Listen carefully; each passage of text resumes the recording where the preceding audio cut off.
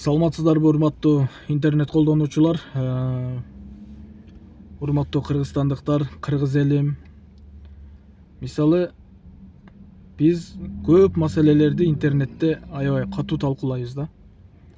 Билгенибиз дагы талашабыз, билбегенибиз да талашабыз.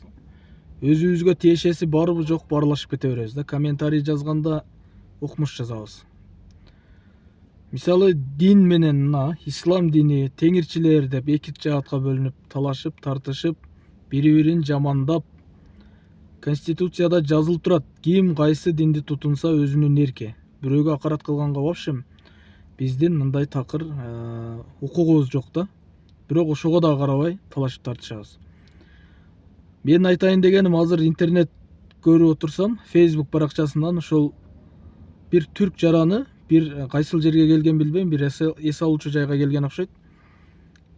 Кыргызча сүйлөсө, наркы кызматкер кыргызча сүйлөбөй орусча сүйлө деп атат экен да.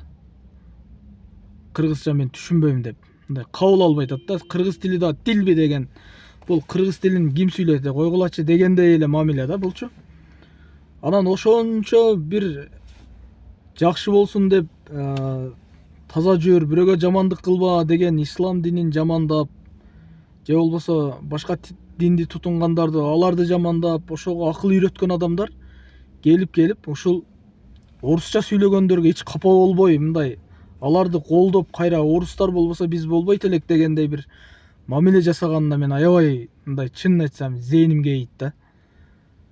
Мына Түгөлбай Казаков агабыз айтып атат. Орустарды кече эле мына Токойдон кармап келип, көйнөк кийгенди, штан кийгенди биздикилер үйрөткөн. Ошону унутуп калды орустар. Биздин кыргыздар дагы унутуп калды. Кайра ошол орустардан биз үйрөнүшүбүз керекпи деп айтып атат да. Бул эми окуган киши, билимдүү киши көп нерсени билет. Эми ошол орус киши окшойт, мен байкашымча. Эми мына айтып атат, талашып, тартышып атат, камерага тартып атат, ошентсе да кыргызча сүйлөбөй атат. Кыргызча такыр сүйлөгүсү келбей атат. Бунун себеби эмнеде? Себеби биздин кыргыздар өзү кыргызча сүйлөгүсү келбейт. Мына шаарларыбызда, мисалы Оштода канча эмес, мына Бишкекте магазинге киресиңби, кайсыл жерге, автобустабы же болбосо кайсыл жерде мына маршруткада кетип атсаң, орусча сүйлөшүп. Жаштар дейин десең, улуу муундун өкүлдөрү бүт эле орусча сүйлөйт экен. Анан биздин мээбизге ушул орустар орусча билбеген адам сабатсыз деген бир түшүнүк киргизип коюптур да. Бул орусча билген билимдүү болуп кетпейт эч качанчы. Эч качан билимдүү болуп кетпейт. Мына азыр президентибиз өзү жакшы, мына мен 2 жыл мамлекеттик кызматта иштеп калдым, айыл өкмөт болуп, муниципалдык кызматта. Иш жүргүзүп, баягы кагаздарын кыргызчага которуп, кыйла мындай кыргыз тилин жолго салып, кичине кадырын көтөрүп келе жатат да. Бир нерсе десең эле биз орустар болбосо адам болбойт элек деп чыккандарга мен өтө таң калам да. Биздин учурда ата бабаларыбыз ушундай килтейген бир каганат куруп, дүйнөнү ошо 6 айдан бери ушуга чейин согушуп жеңилбей, кандай гана бир тарыхтарыбыз, санжыраларыбыз, тилибиз, каада салт, үрп адаттарыбыз ушул убакка чейин өчпөй келген, мына ооздон оозго айтып, биздин өзгөчөлүгүбүз эч кимде жок да мындай. Башкалар жазып атат, ошентсе болбой өчүп кетет. Тарыхы жок көпчүлүгүнүн. Биздики мына ата бабаларыбыз кандай кыйын болгон. Анан келип кече бир жашоо бул ушундай да, жашоо бирде өдө болот, бирде төмөн болот. Анан азыр биз кайрадан ошо бутка туруп келаткан мамлекет катары башкаларды ээрчий берсек туура эмес да. Биз убагында биз дагы ошондой дүркүрөгөнбүз, өскөнбүз. Алар биздин аркабызда бизди көрүп, түздөнүп, бизден үлгү алган учурлар өтө көп болгон да. Мен түшүнбөй калдым да такырчы. Азыр мектепке барсаң, мисалы, кээ бирлер чыгат. Мен уулум урбаш керек деп, мугалимди басынтып чыгат.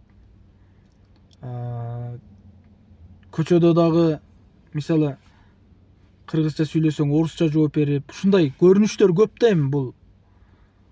Анан мына кыргыз качан кыргыз болот? Эми кыргыз эч качан өчпөйт. Бул кылым биздин заманга чейинки 8 кылым артты изилдеп чыгыптыр. Ошондо дагы кыргыз чыгып атат экен, мына Кытайдын окумуштуулары. Мисалы элестетиңиздер. Биз балдарыбызга эч качан айтпайбыз да. Ошон үчүн балдарыбыз түптүз. Мына уйлар, койлор сыяктуу болуп калат да, мисалы шаардачы.